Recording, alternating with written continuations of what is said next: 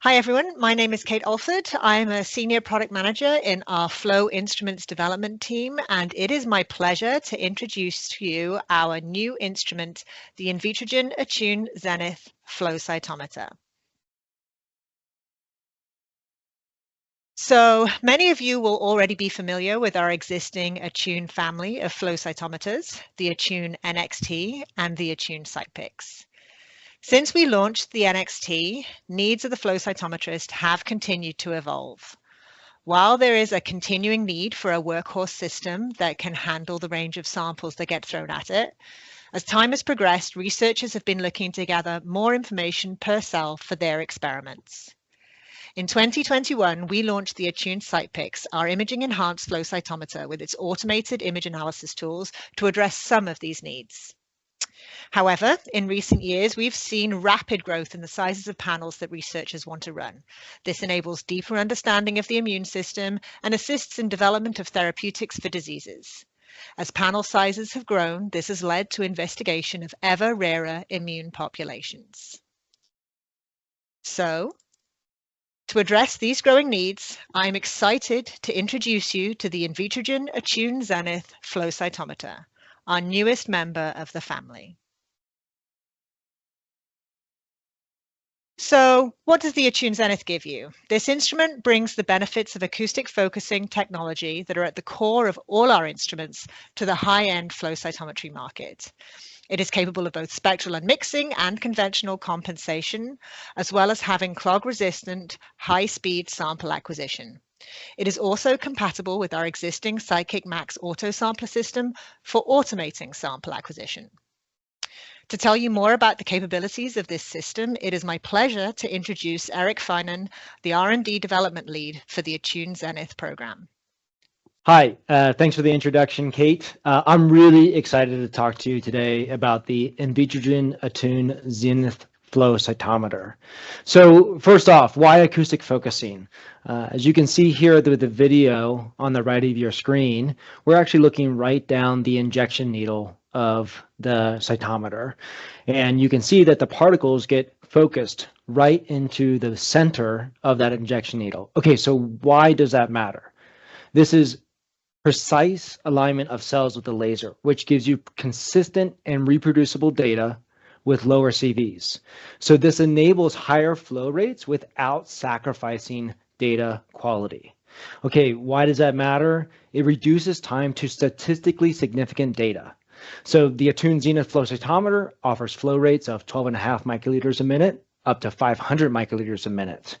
If you look at the table here at the bottom left on why that matters, for a typical cytometer that has hydrodynamic focusing at a high flow rate at concentration of about 0.5 million per mil, you can see that in this experiment, it takes about an hour to get to 1 million granulocytes.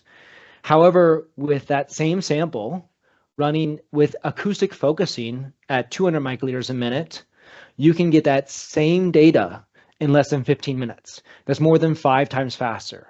And again, very importantly, with that same sample, with acoustic focusing at 500 microliters a minute, you can get that same data set in under 6 minutes. That's more than 10 times faster. And again, very importantly, this is with the same or reduced CVs. And so you get this consistent and reproducible data at a much faster rate. We do this also with a specified volumetric delivery, which means that the instrument is very clog resistant, even for difficult sample types.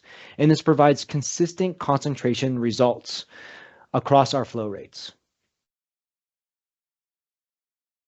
I'm really excited to talk to you about this simplified touchscreen that we have on the front. We have the big, beautiful touchscreen that makes it really easy to maintain your instrument and be able to see from even across the lab to be able to maintain the fluids on your instrument.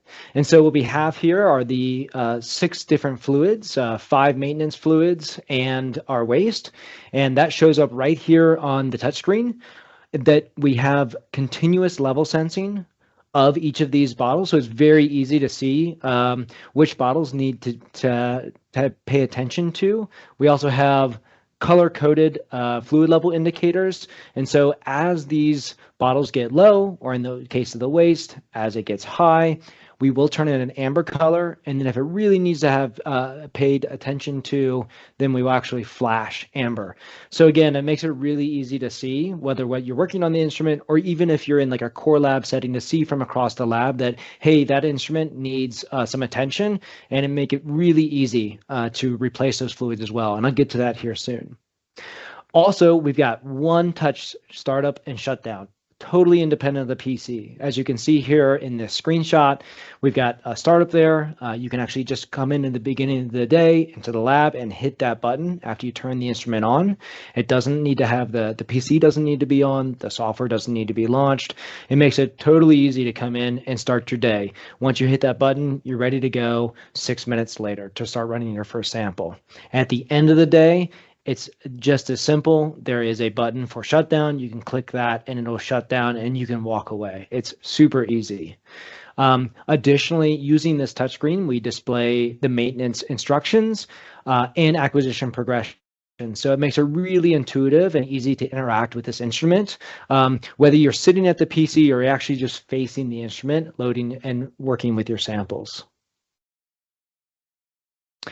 Speaking of working with your samples, we have increased this flexibility for your sample acquisition. So we have this tube loader that accommodates a variety of tube sizes. So you have your standard 5 mil flow tube, as you can see here in this looping video on the right.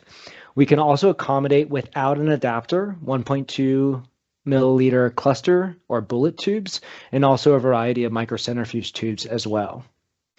Because we are a volumetric based system, there's no requirement for there to be a tube seal as you raise that tube up. We also have automated probe depth calibration.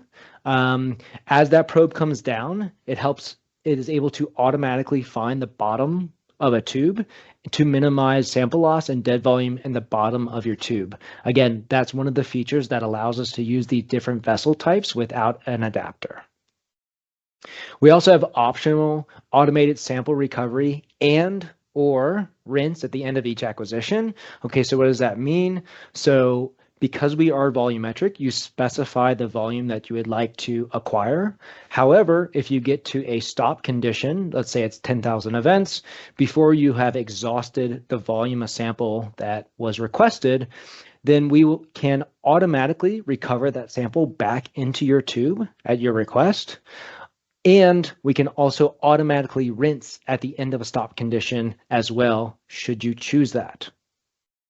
Additionally, you can see that the probe is going up and down here in the corner, or what we call the cove area.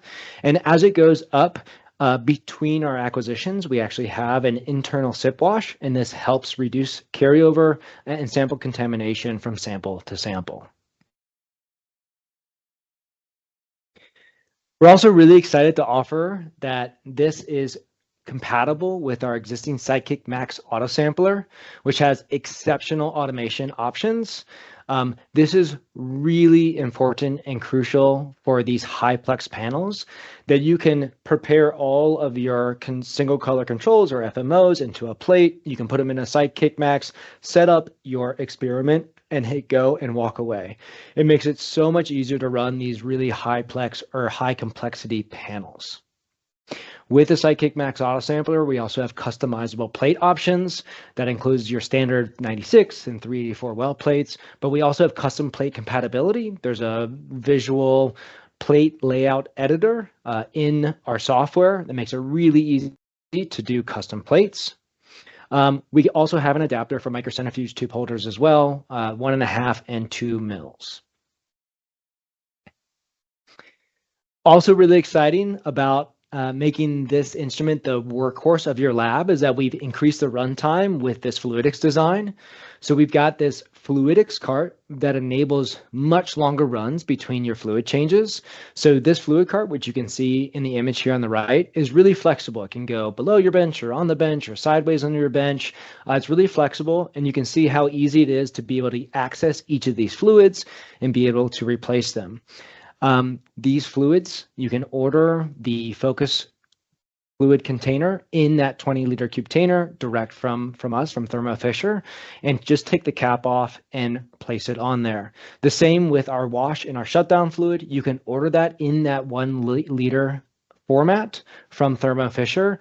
Once you receive that bottle, you can actually just use the bottle itself that ships from Thermo Fisher and just place that custom cap on, screw it onto the top, put it on the fluid cart, and you're ready to go. You don't even have to decant into a different container. Because of our desire to make this a workhorse for your lab, there's sufficient onboard fluids here for more than 250 milliliters of sample acquisition, or about 2496 well plates, before having to tend to any of these fluids. Additionally, we have no interruption to running samples. So these are hot swappable, which is really great. So let's say you're in the middle of a long acquisition. Well, you have the ability to remove and replace your focus fluid or your waste or any of the other maintenance fluids in the middle of acquisition without stopping it, which makes it really great for, again, that core lab or high throughput environment. We have reduced background and increased small particle sensitivity. So we have got a standard primary fluid filter of 200 nanometers, but that can also be changed to a 50 nanometer filter for small particle work. You can see an example of that here on the right, the bottom right, that is all thresholded or triggered by scatter. Really excited to show this as well, that we believe we will increase uptime with advanced diagnostics and service. And something that's a really cool feature here is this onboard service camera that you see here in these two images in the video on the right. So this enables user assessment of flow cell cleanliness, but it also allows really robust remote support to minimize your downtime. And so what you see here in the center image is a flow cell that has had a lot of really nasty samples run through it. Maybe it hasn't seen a flow cell clean solution in a while, and that can impact your data resolution. It's actually quite easy to visualize with this embedded camera that we have. And on the right here, you can see the image or a video of what the flow cell would look like after a single flow cell clean or deep clean script. And so it's really exciting to be able to offer this. It's really great for diagnostics, for being able to understand what's going on and keep your instrument up and running and functioning well. This pairs with our automated maintenance functions that can be easily accessed from the software, or those instructions to execute them also show up in the touchscreen. It makes it really easy to run through these maintenance functions to keep your cytometer up and running well and performing the best that it can. Along with this, we're really excited under the hood to have added a lot of sensors and telemetry. This allows us to have advanced class diagnostics and support with this enhanced service logging. And so having this additional telemetry and information from these sensors really gives us a much better view into what's going on with any particular instrument and be able to diagnose and rectify issues much more quickly. And in this situation, to be able to look ahead and say, hey, we see a trend within the instrument, you may need this kind of service or this kind of replacement of a part ahead of time to minimize your downtime. And we're really excited to be able to offer that to keep our uptime for our customers very high. And of course, we have a much expanded optical detection for large panels. As you can see here from the image below, for fluorescence detection, we have 51 channels. That comes off of 6 lasers, 349, 405, 488, 561, 637, and 781. What's really cool about what we have here is we think we've selected a really amazing filter set for great spectral immunology, immuno-oncology research. However, we've also made it so that each of these filters and bandpasses are user changeable, which is really cool for your conventional workflows where you may have a specialized assay or some specific experiment you would like to run. We make it really easy to be able to change out a dichroic bandpass to enable you to run that assay. Additionally, to the 51 fluorescent detectors, we've got 6 scatter detection channels. We've got your standard pair off of 488. And we have also a pair of forward scatter and side scatter off of 405 that enables better small particle resolution. Additionally, we have another set of 4D8 forescatter and side scatter that allows for expanded range of detection and also polarized detection. Really excited to be able to offer so many options for that. Here to talk about what this instrument can do with this expanded optical detection, I'd like to introduce my colleague, Dr. Heaven Roberts, to talk about some of the applications that have been done so far. All right, thank you, Eric.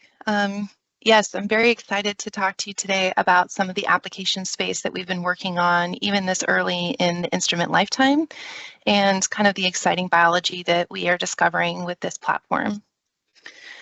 So first, we're going to talk about a fairly large immunophenotyping panel across a couple of tissues. You can see here on the right is our panel design grid, and we have, with that acoustic focusing, we're able to use multiple tissue types that can traditionally be a little harder to work with. So not only can we take tissues from more animals, but additionally we can take more tissues from the same animal. So with this panel, we're looking at just the spleen and bone marrow, but this can be expanded to additional tissue types. And what you'll see on the right is that my colleague who put this panel together is a big B cell advocate. So it's been exciting for him and for all of us to watch the process of B cell maturation and differentiation across these different tissue types in the same animals. Because of that acoustic focusing and the fluidics design that Eric touched on, we also have this reduced instrument runtime. And so running these larger panels, even when you have a large number of cell controls, as we have in this panel, really isn't as much of a burden for us because you can get through them fairly quickly. This is just showing the spectral energy plot. This is a built-in function of the software. Our Bigfoot instrument users will be familiar with this plot. This is just showing you where each of those fluorophores you've decided to add are coming out across that emission profile. And it also gives you a complexity index, which is a bit of an indicator for you of just how much unmixing burden will you have in this panel. This is just a cartoon overlay of this panel, and of course we won't go into every single one of the populations that you could not only identify but also further investigate with a panel of this size, and especially when we can collect as many cells as we can in a pretty quick time frame. But we've really broken this panel up into three major subsets: the B cells, T cells, and then the myeloid dendritic and NK cells. You'll see here, this is what the data looks like actually coming off of the instrument. So we're just separating out our CD45 positive events, and then we're going to go into those three major lineages. To start with the B cells, I'm going to click through these fairly quickly, but I hope you can appreciate that we have resolution of a number of important B cell populations, including our transitional B cells. And of course, we got really excited about finding these marginal zone B cells. And then, of course, if we go into our germinal center and our mature B cells with IgM and IgD positive. Here in the spleen, we have a very small percentage of gamma delta T cells, but they are identifiable. This is looking at just our basic T cell lineages. You can see we have a small percentage of Tregs. Once we remove those, we can start looking at our naive, effector, memory, and central memory T cells as well. Again, this is in the spleen, so we have a healthy but fairly minor proportion of neutrophils. You can see we have very good identification of our plasmacytoid dendritic cells. Those are cyclic H positive, and then also B220 positive in the mouse. From the negative events, we can look at our NK cells and our additional dendritic cell populations. And then as we move forward, we look into our monocytes, both classical and non-classical, and then of course our non-monocytes, including the macrophages from the spleen. So one of the great things about the Zenith is being able to acquire these samples so much faster and across a broader range of tissues without making a lot of instrument adjustments between them. So this is the same sample, or the same mouse rather, but looking at the bone marrow with the same panel. So a very similar gating strategy, but you'll see some important differences that we would expect to find between these two tissues. So to start off, of course, our B cell populations are quite shifted. Gone are the marginal zone B cells, the transitional B cells, and these are really replaced by the immature B cells in the marrow. Additionally, we have far fewer T cells in general in the marrow, but you can see that those are gating appropriately, and central memory is gone. And these are really replaced by an abundance of course, one of the greatest cells, the neutrophils. So you can see we have a much healthier neutrophil population here in the marrow. A similar gating strategy with our spleen for our dendritic cells, NK cells, which are of course reduced, and then looking at our classical monocytes. And so again, with a panel of this size and with the ability to acquire samples this quickly, you can really start to visualize not just these major populations, but really do a deep dive into some pretty rare cell subsets. And because of these acquisition speeds, you can do this across a much broader range of samples, even from the same donor animal, where your preparation time and the sample stability may be really limited. So being able to get through those samples quite quickly just really improves the robustness of your experiment design and your ability to acquire more samples and gain greater knowledge about your treatment. And as I mentioned before, we were very excited to look at this and other tissues with this panel as well, and really looking at that B cell development and maturation. My colleagues and I work in instrument development. We are biologists at our heart, and it's always exciting for us to see populations that can be quite tricky to resolve. So we did want to look at another panel here. So we know that a lot of our customers will be looking at very rare cell immunophenotyping. And of course, the NK cells are certainly an area of great interest for science at this time. And so this panel is designed to be really an NK cell specific panel. You can see that there's far more FMOs because we're looking at really a single lineage for the majority of this panel. But the sensitivity and detection that we have with the Zenith platform is really critical for a panel of this complexity, and really looking at this depth on such a rare cell subset. Here's our spectral energy plot. And here's that cartoon gating strategy. So we're going to start with just identifying really our major lineages, which we've identified basically non-T cell, non-B cell, non-dendritic cell, and they're going to be immature NKs, mature NKs, and terminal NKs. But of course, the majority of this panel, so that's just what that looks like coming off of the instrument data. You can see that gating strategy applied here. But the majority of this panel is actually looking at not necessarily the identification of cell subsets, but the expression of surface markers on those subsets that we've identified. So here's just some example plots showing CD57, where we've plotted those 3 major NK subsets against that marker. So if we kind of break the markers that we're using up into a few general categories, these would be some of what we call our pan-NK markers. Most of our NK cells are going to be expressing these to more or less extent.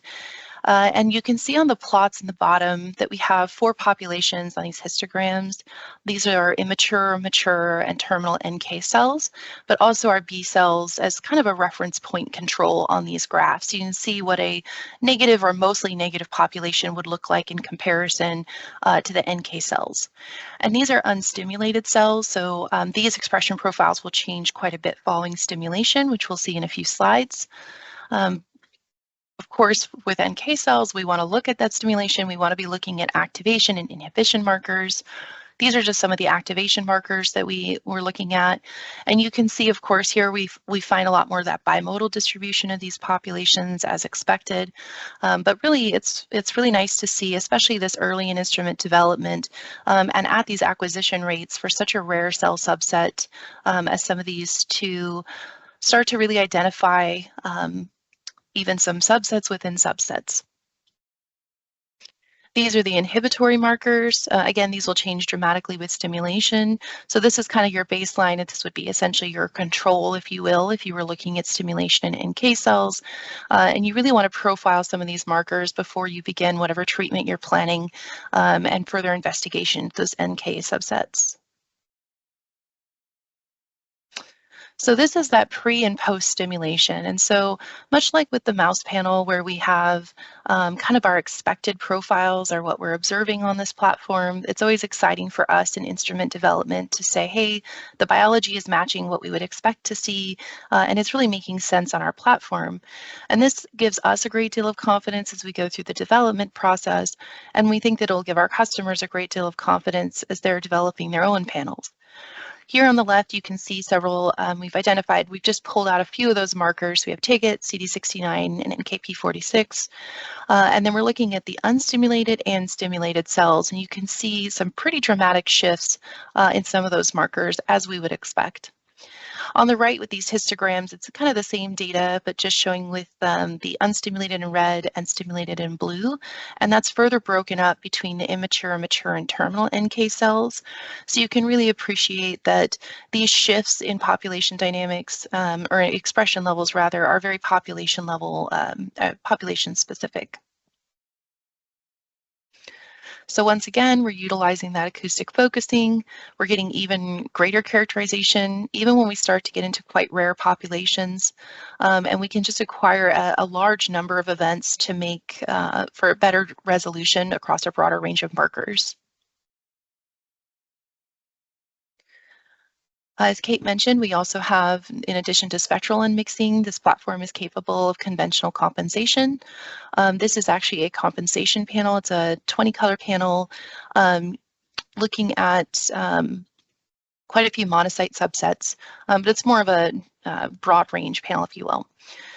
So again, using compensation, but using our high flow rates, we're able to dive even deeper into a lot of cell subsets and further characterize, as you'll see in a moment, what I think are some very interesting populations. This is just that cartoon overlay. We're not going to go over all of these today. We're just going to focus on these populations kind of in the bottom left that are surrounded in the orange boxes. So these are already fairly rare populations, given if it's from whole blood, but realistically monocytes are pretty abundant. But what we're focusing on here are these CD56 expression in monocytes, and this becomes very rare events.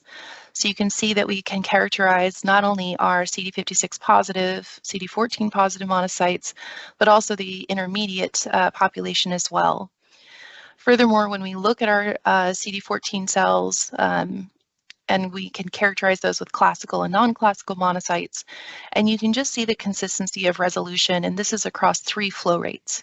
So even across multiple flow rates, multiple event rates, we can still have really good resolution on even less abundant cell populations. These plots on the right are just showing, again, we're kind of using that same approach as the NK panel. So we have these histograms showing different populations and their expression of these different markers.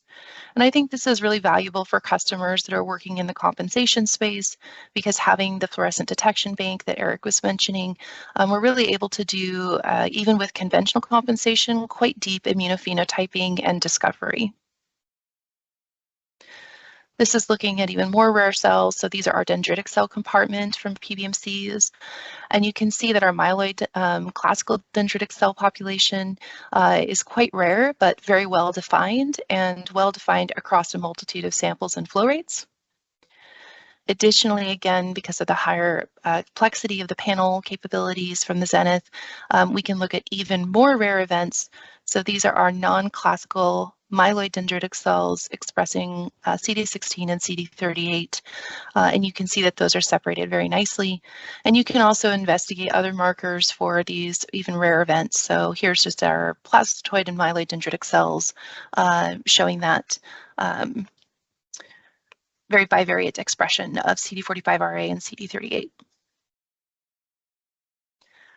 So again, even when you're working in conventional compensation, the Zenith platform is capable of expansive immunophenotyping, and you can really start to explore more with your cells. And as we mentioned a few times now, with the ability to run faster and acquire a far larger number of events, it just makes it possible to move through those samples pretty quickly and answer some additional questions from the same sample.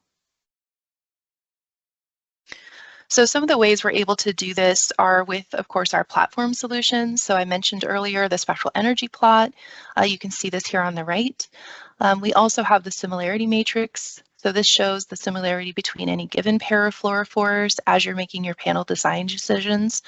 And again, this will be very familiar for our Bigfoot users, our sister platform, and we're really offering some unified software solutions with that platform to keep that consistency and familiarity. With that comes the ability to really expand your panel design choices using those software tools. But of course, we can only design a panel as complex as we can unmix. And so our team has been investigating the ability to unmix a pretty wide range of highly similar fluorophore pairs. This slide just shows one panel that we used with 4 similar fluorophore pairs. And you can see that even something like BV510 and E4506, when put on dissimilar markers like CD19 and CD3, you could certainly use these two together and you actually get quite nice unmixing. And this really allows our customers to be much more flexible with their panel design options and really put these major lineages even on very similar pairs so that they have a lot more flexibility in the other fluorophore and antigen choices that they make. You can also see on this slide on the bottom left that we are using our live dead near IR 876 dye on a number of these panels.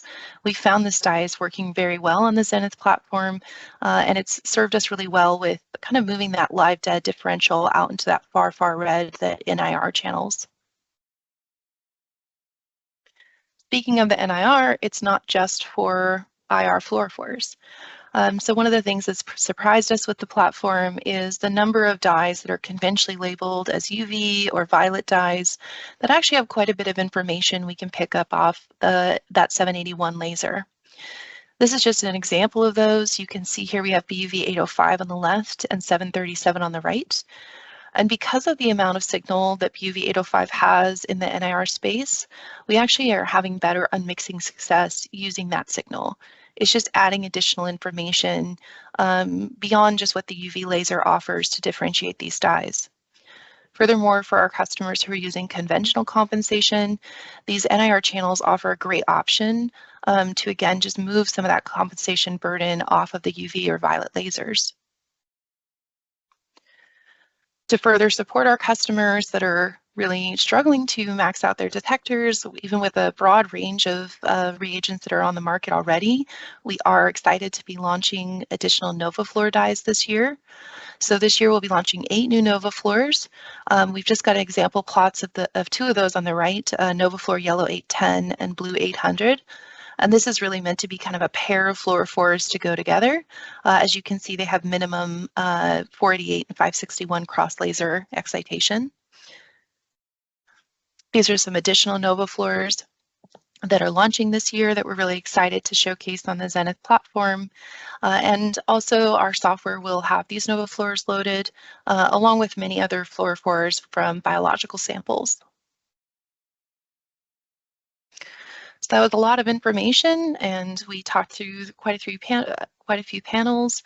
But of course, designing panels is only part of the work that we do as flow cytometrists, and that really starts with cell isolation, differentiation, and treatment.